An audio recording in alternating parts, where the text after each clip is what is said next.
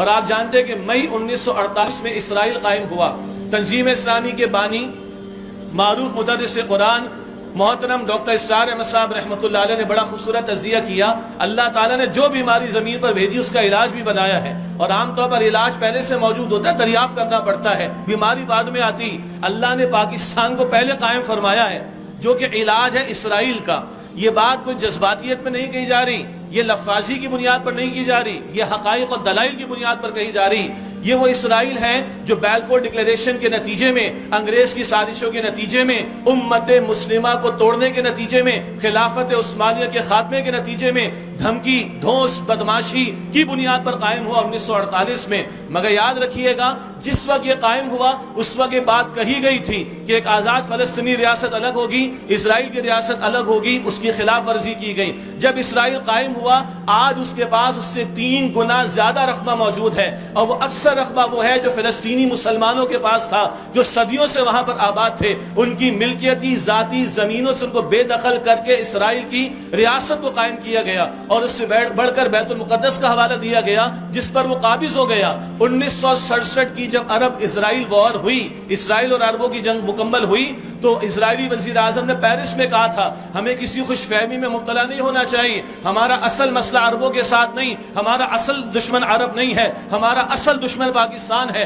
ہمارا اصل مسئلہ جو ہے وہ پاکستان کے ساتھ ہے۔ یہ نگاہ یہود کی وہاں تک پہنچی ہوئی ہے، شاید ہماری نگاہیں وہاں تک نہیں پہنچ رہی۔ اس وقت اس یہودی اسرائیلی وزیر اعظم نے کہا تھا کہ ہمارا اصل نظریاتی دشمن پاکستان ہے۔ اللہ تعالیٰ اس کی ہمیں سمجھ عطا فرمائے۔ قائد اعظم کو کلیئرٹی تھی، قائد اعظم کی یہ ورڈنگز یہاں پر موجود ہیں جو کوڈ بھی کی گئی آپ کے سامنے۔ Israel is an illegitimate child of the west, یہ مغرب کا ناجائز بچہ ہے جو دھوس دھمکی بدماشی کی بنیاد پر قائم کیا گیا، اور یہی وہ اسرائیل ہے جس کے بارے میں قائد اعظم نے کلیئرٹی دی تھی۔ اگر فلسطین کے مسلمانوں کے ساتھ کوئی گڑبڑ کرنے کی کوشش کی گئی تو ہم یہاں پاکستان سے اس کا جواب دیں گے۔ میں آپ کو یاد دلانا چاہوں، آج سے 6-7 سال پہلے جب آپ اور میں عید الفطر کی خوشیاں منا رہے تھے، اس وقت اس فلسطین کی سڑکوں پر مسلمان بچوں، بچیوں، ماؤں، بہنوں اور بوڑھوں کو شہید کیا گیا تھا، اور اس وقت کے فلسطینی مسلمانوں نے یہ آواز بلند کی تھی، اینا جیش الپاکستان، ہماری افواج بھی سنیں، اینا جیش الپاکستان، کہاں ہے پاکستان کی وہ افواج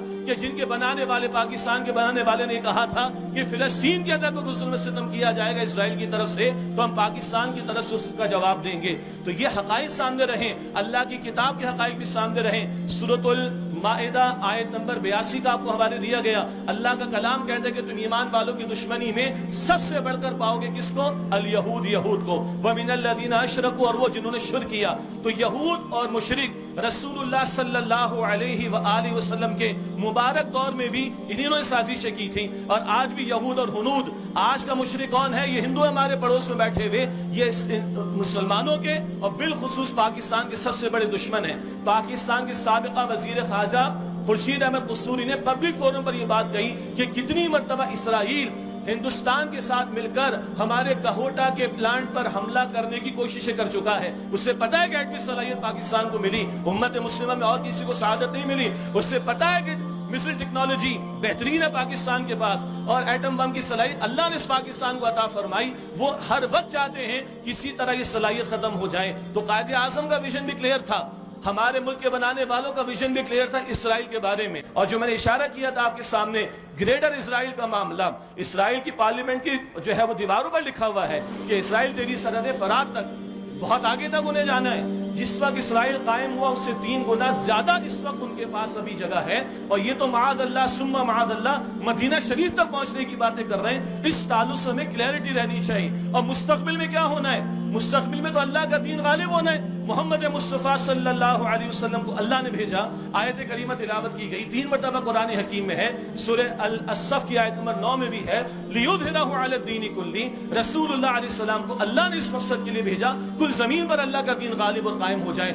نبی مکرم علیہ السلام کے دور میں دین غالب ہوا، خلفاء راشدین کے دور میں اس کی وسعت کا معاملہ ہوا، لیکن اللہ کے رسول علیہ السلام کی واضح احادیث موجود ہیں کہ قیامت کے برپا ہونے سے پہلے اس پوری زمین پر اللہ کا دین غالب ہوگا انشاءاللہ تعالی۔ इंशाअल्लाह ताला। और अल्लाह के रसूल की बशारतें, अल्लाह के रसूल की बशारतें, जनाब महदी भी तशरीफ लाएंगे, दज्जाल भी आएगा, वो कत्ल होगा, ईसा अलैहिस्सलाम के हाथों जो है वो कत्ल होगा। वो सारा मंजरनामा हमारे सामने रहे अहादीस मुबारक की रोशनी में।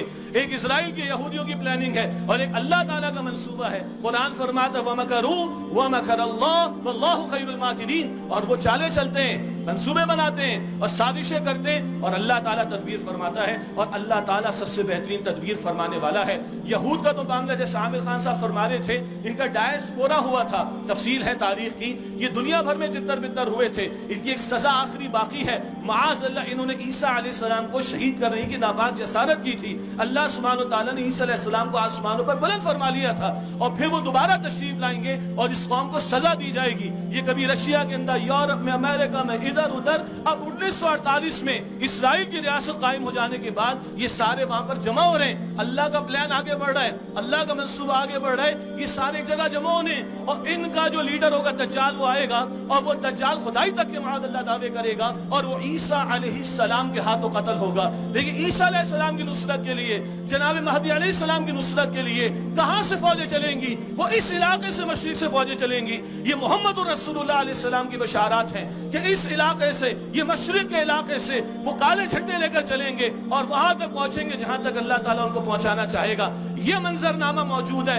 इस्राइल के यहूदियों का ग्रेटर इस्राइल का मंसूबा है, और अल्लाह रब्बुल आलमीन की तदबीर क्या है कि उसके प्यारे पैगंबर सल्लल्लाहु अलैहि वसल्लम का अता करदा दीन पूरी जमीन पर गालिब हो। और उस तदबीर में अल्लाह के उस प्लान में इस मुमलिकत खुदादाद का बहुत बड़ा रोल है। अल्लाह ने इस मुल्क को इस्लाम के नाम पर हमें अता फरमाया, अल्लाह ने एटमी सलाहियत भी हमें अता फरमाई, बेहतरीन अफवाज भी अता फरमाई, बेहतरीन जहन भी अल्लाह ताला ने अता फरमाए।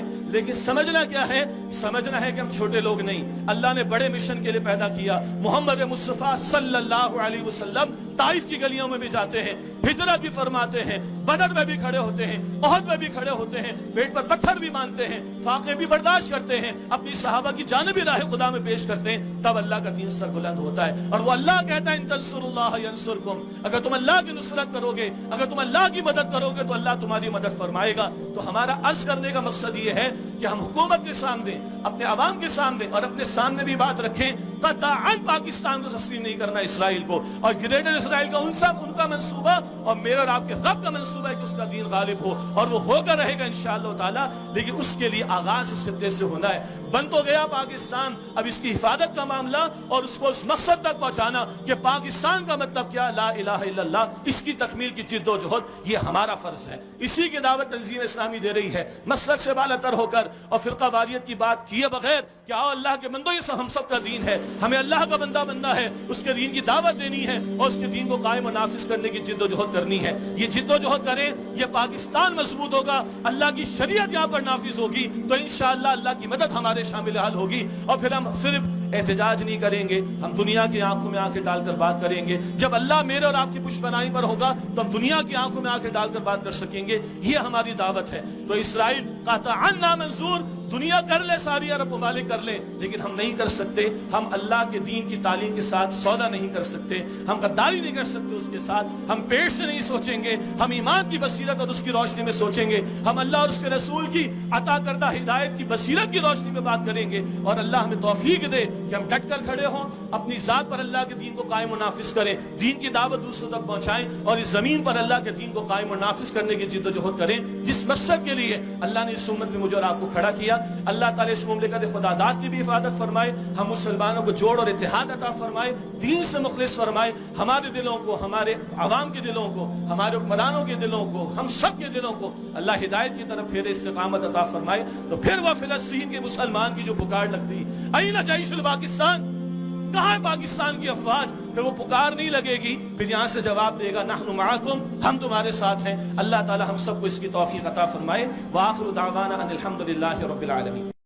दीन की बात फैलाना सदक़े जारिया है। सवाब की नीयत से वीडियो को शेयर जरूर कीजिए। जज़ाकल्लाह।